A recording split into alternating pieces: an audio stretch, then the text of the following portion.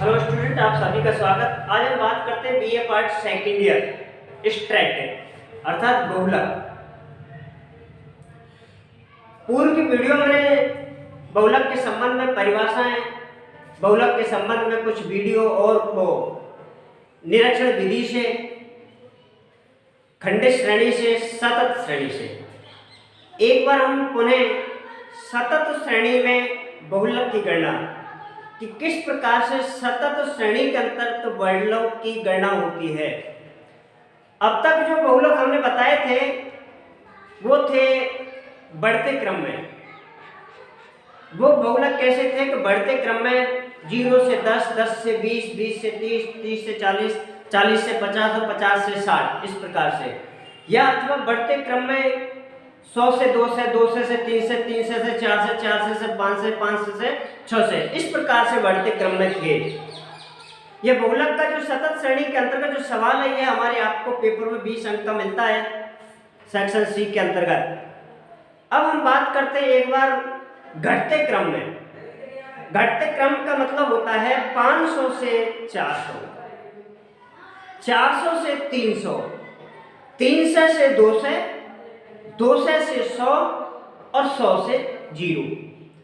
इस बात का ध्यान रखें थोड़ा सा कि बढ़ते क्रम में हम प्लस का चिन्ह का प्रयोग करते हैं, घटते क्रम में हम माइनस का प्रयोग करते हैं। लेकिन एक स्थान पर वर्गांतर के अंतर्गत था, बढ़ते क्रम में L1 होता है, घटते क्रम में L2 पहले आएगा। जैसा कि सवाल यहां पर मैं आपको सूत्र दे रहा हूं, बढ़ते क्रम में Z+1 plus F1 F0 2 F1 F0 F2 minus I। ये तो रहा हमारा बढ़ते क्रम में। ये जो सूत्र है बढ़ते क्रम का है, बढ़ते क्रम का है। कौन से क्रम का है? बढ़ते क्रम का। जैसे कि मैंने आपको बढ़ते क्रम में बताया था अभी उदाहरण के रूप में कि 0 से 10, 10 से 20, 20 से 30, 30 से 40, 50 से 60 ये बढ़ते क्रम में, तो वहां पर हम प्लस का चिन्ह का प्रयोग करते हैं। जैसे कि ये रहा Z बराबर बहुलक, L1 बराबर वर्गांतर की निम्नतम सीमा, F1 बराबर वर्गांतर की आवृत्तियों की सर्वाधिक आवृत्ति, F0 बराबर वर्गांतर के आवृत्तियों में सर्वाधिक आवृत्ति से ऊपर वाली आवृत्ति, L नीचे की बात करते हैं तो 2 गुणा F1 वर्गांतर की सर्वाधिक सीमा की आवृत्ति, L0 वर्गांतर के आवृत्ति की सबसे ऊपर वाली आवृत्ति, और L2 बराबर है वर्गांतर के अंतर्गत तो आवृत्तियों में सबसे अधिक आवृत्तियों से नीचे वाली आवृत्ति, और I का मतलब होता है अंतर अर्थात L2 माइनस L1। तो ये रहा बढ़ते क्रम में। लेकिन सवाल के आधार पर हम बात करते हैं घटते क्रम में, और घटते क्रम का जो सवाल है वो आपको मैं ऊपर दर्शा दिया गया है सूत्र के आधार पर। ये रहा हमारे घटते क्रम में सवाल, जैसा कि 600 से 500, 500 से 400, 400 से 300, 300 से 200, 200 से 100 और 100 से 0। ये रहा पूरी श्रेणी है हमारी घटते क्रम के अंतर्गत है। इसमें है 0, 3, 5, 7, 4 और 2। इस प्रकार से ये हमारी थी आवृत्ति। तो ये जो आवृत्ति है ना, जो समंकमाला है, इसमें आपको ये देखना है कि सबसे अधिक आवृत्ति किस संख्या के अंतर्गत आती है, अर्थात 300 से लेकर के 200 के जो मध्य है उनकी संख्या है 7। वो रहा सर्वाधिक आवृत्ति वाली संख्या 7, जिसको हम F1 के द्वारा प्रदर्शित करते हैं। ये रहा हमारे बढ़ते घटते क्रम में सूत्र। सूत्र का विशेष ध्यान रखें, यहां पर है Z1 अर्थात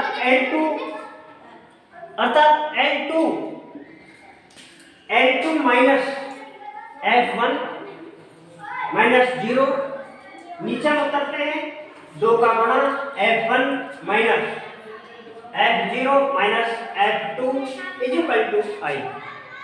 अब हम इस सूत्र को जो कि तो हम संख्या के रूप में रख देते हैं। जेड हमें निकालना है। L2 हमारा यहाँ पर रहा था 300। L2 हमारा कितना है यहाँ पर 300, क्योंकि बढ़ते क्रम में है। L2 का ध्यान रखें, घटते क्रम में अगर होगा श्रेणी के अंतर्गत होगा वो ये होगा, लेकिन बढ़ते क्रम में है तो बढ़ते क्रम के अंतर्गत 300 प्लस 7 प्लस 5 प्लस 2 गुणा 7 5 माइनस 4 गुणा 100। ये रहा हमारा इस प्रकार से सवाल। फिर जेड हमें निकालना है 3 से, सॉरी इसमें प्लस नहीं माइनस आएगा, यहाँ पर ध्यान रखें माइनस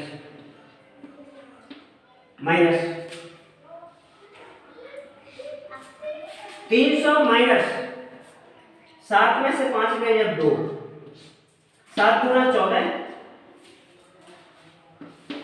माइनस 4 और 5 9 बराबर 100। ये डिफरेंस है हमारा 100 का है। जेड हमें निकालना है 3 से माइनस 2 ऊपर आगे, इसमें से हमारे बच्चे 5। जेड बराबर 3 से इक्वल टू 2 से बटा 5। अब इधर हम बात करते हैं जेड बराबर 3 से माइनस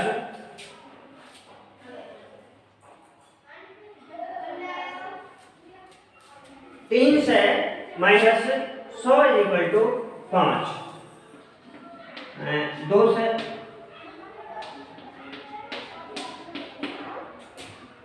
यही है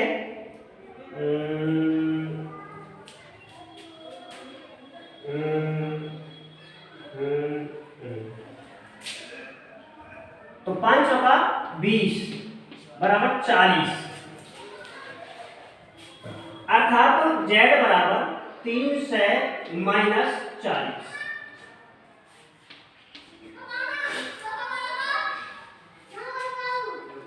अर्थात तो जेड बराबर 2 से 7 उत्तर आया। ये ध्यान रखें आप विशेषकर बढ़ते क्रम में प्लस का चिन्ह, घटते क्रम में माइनस का चिन्ह, और उसके साथ ये ध्यान रखना है कि हमेशा जो दूसरी विधि से अगर इसको हम करते हैं तो समस्त आप सारणी को पलट दीजिए, अर्थात ऊपरी वाली संख्या को नीचे, नीचे वाली संख्या को ऊपर रख दे के बाद में हमारा सवाल जो तो बैठ जाता है। इस प्रकार से रहा ये हमारा बढ़ते क्रम और घटते क्रम में दोनों ही प्रकार के बहुलक।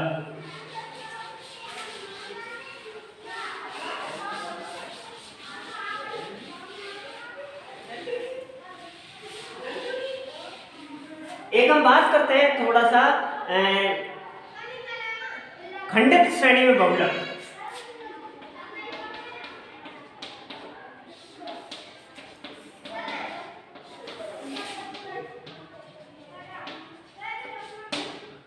खंडित श्रेणी में जब बहुलक की हम बात करते हैं तो मान के चलो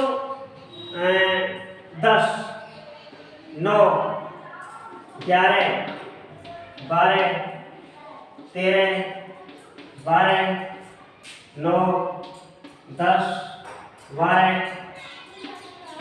12 11 12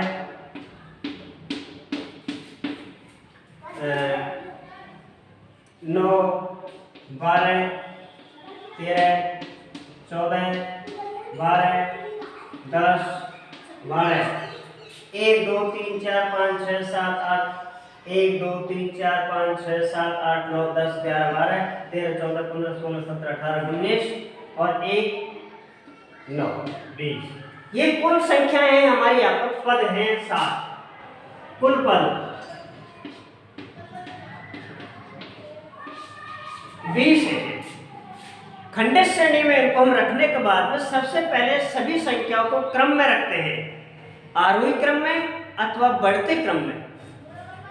सबसे पहली संख्या है हमारी यहाँ पर 9।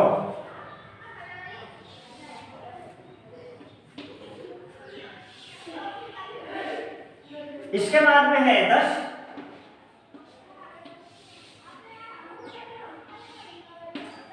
इसके बाद में है हमारी 11, इसके बाद में हमारी 12, इसके बाद में हमारी 13, इसके बाद में हमारी 14। 14 भी है क्या? है। ये रहा हमारी एक तरह से सारणी। जैसा कि हमने सेशन सी के अंतर्गत आपको बताया था कि अनुसंधान के द्वारा या शोधकर्ता के द्वारा, अध्ययनकर्ता के द्वारा जो भी सूचना के आधार पर तथ्य प्राप्त किए जाते हैं, इन तथ्यों को हम सारणी बनाकर, ये रही हमारी सारणी, प्राप्त किए गए तथ्यों को सारणी बना करके अंकों में प्रदर्शित किया जाता है। ये रही हमारी सारणी, ये रहे समस्त हमारे अंक। इसी बात को हम कहते हैं सारणी। ये जो हमें सूचना प्राप्त की है कहीं किसी क्षेत्र या तथ्यों से जो भी है। अब हम बात करते हैं कि इसमें 9 के अंतर्गत 9 कितने हैं।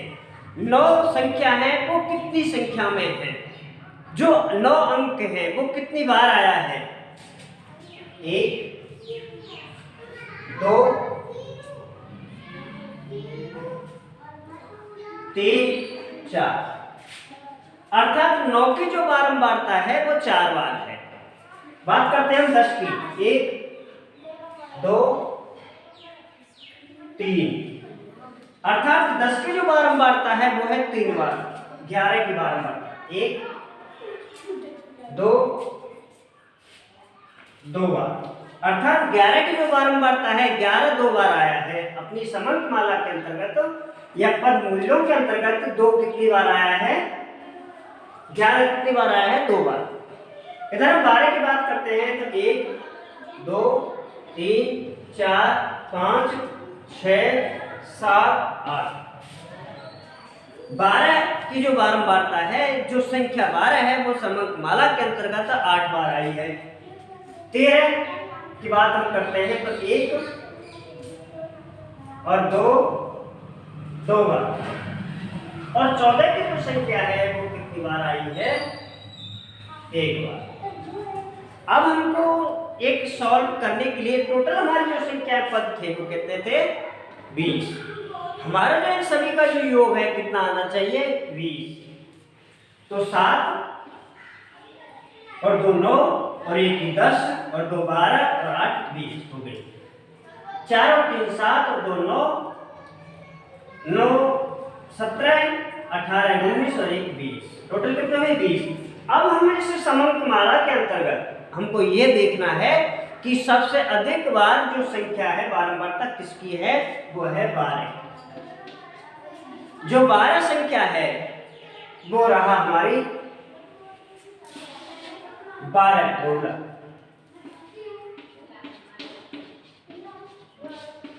12 है, जो समंक माला में 8 बार आता है।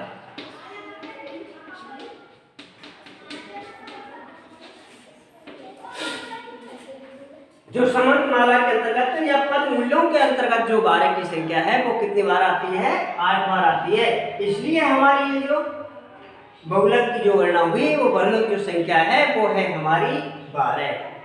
ये रहा हमारा स्टैटिक के अंतर्गत जो बहुलक चल रहे थे वो है खंडित श्रेणी में बहुलक की गणना।